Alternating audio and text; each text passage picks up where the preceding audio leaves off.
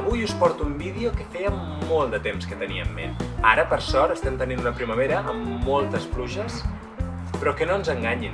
Tot això de la sequera és un tema que ha vingut per quedar-se, que cada cop estem veient que seran sequeres més extremes i més prolongades en el temps. Així que penso que en moments de crisi hem de saber trobar solucions i estratègies per adaptar-nos a aquesta nova situació climàtica.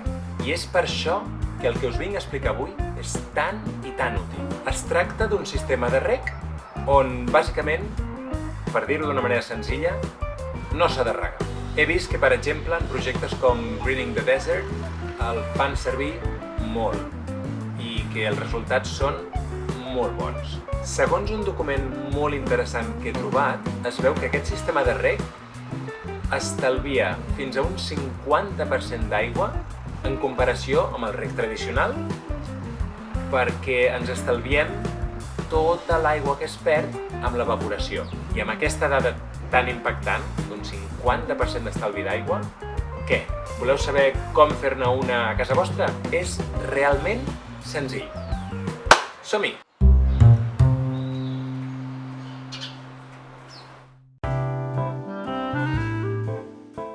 És un test amb una reserva d'aigua a la part inferior d'un terç de la seva capacitat total.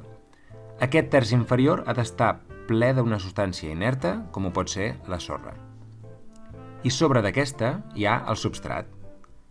A través d'un tub omplim la reserva d'aigua i aquesta va pujant per capil·laritat, és a dir, per contacte, i va humidificant el substrat. No patiu, que al punt on just s'acaba la sorra i comença el substrat, hi fem uns forats per on hi sortirà l'excés d'aigua. Així, els nostres cultius tindran humitat fins que l'aigua de la reserva s'agoti, sense perill que s'ofeguin les arrels. Veureu que pot arribar a durar setmanes, depenent la mina del test i també si plou, esclar. O sigui, que és un mètode ideal en situació de manca d'aigua i també per qui tingui poc temps, perquè només caldrà omplir la reserva d'aigua un cop cada molt.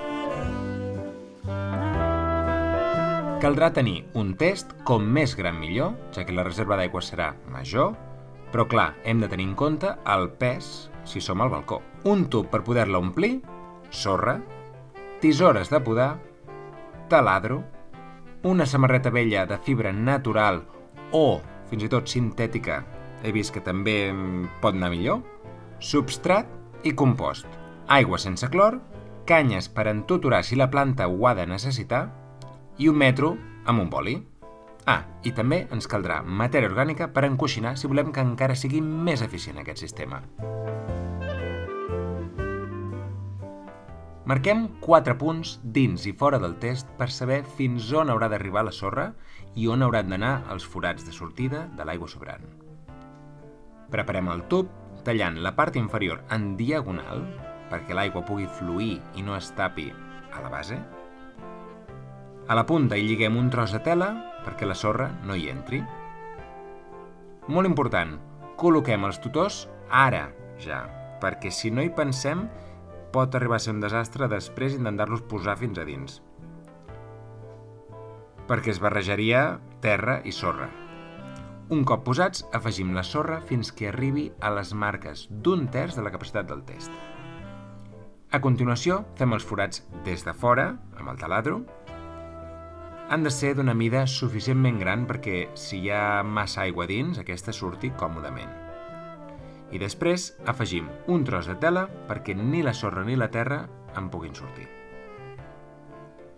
El següent pas he vist gent que el fa i d'altres que no. Jo he decidit fer-ho.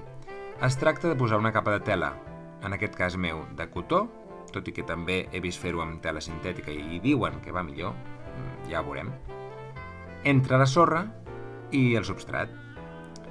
Aquesta és perquè deixi passar l'aigua fàcilment de baix cap a dalt, però no el substrat de dalt cap a baix. Llavors, ja podem afegir el nostre substrat, compost, humus, la combinació que millor es funcioni per cultivar en test. Un cop ple, encoixinem amb matèria orgànica seca, com la palla, i així el sol i el vent no assecaran la humitat que vagi pujant per capil·laritat. Ja gairebé ho tenim. Ara ja podem omplir. I us preguntareu, com sabem quan estarà ple del tot? Doncs quan l'aigua comenci a sortir pels forats. Però al ser la primera vegada, jo recomano que quan gotegi, parem. Esperem i quan pari, tornem a omplir. Perquè hem de pensar que tota aquesta aigua ha d'anar pujant cap a dalt lentament. Per acabar, plantem. Unes tomaqueres crec que són ideals per testos així, ja que poden ser delicades si no tenen la humitat constant, i aquí crec que la trobaran ben bé. I ja, per últim, ara sí que sí, hi ha un truc que a qui condueixi li recordarà mirar el nivell de l'oli del cotxe. Fixeu-vos, amb un pal o una canya prima podem mirar quanta aigua queda dins del test, dintre la reserva, així. I així sabrem quan cal regar. No us sembla increïble aquest invent? Esperem que us hagi agradat. Realment portava temps volem fer aquest vídeo per compartir aquest contingut tan i tan interessant en català amb tothom qui ho vulgui veure i provar de fer a casa seva. Perquè, recordem, un 50% o més que he vist altres puestos d'estalvi d'aigua comparat amb el mètode tradicional de reg. Es diu ràpid, Coneixement així s'ha de compartir. Si no, perd la seva utilitat i el seu valor.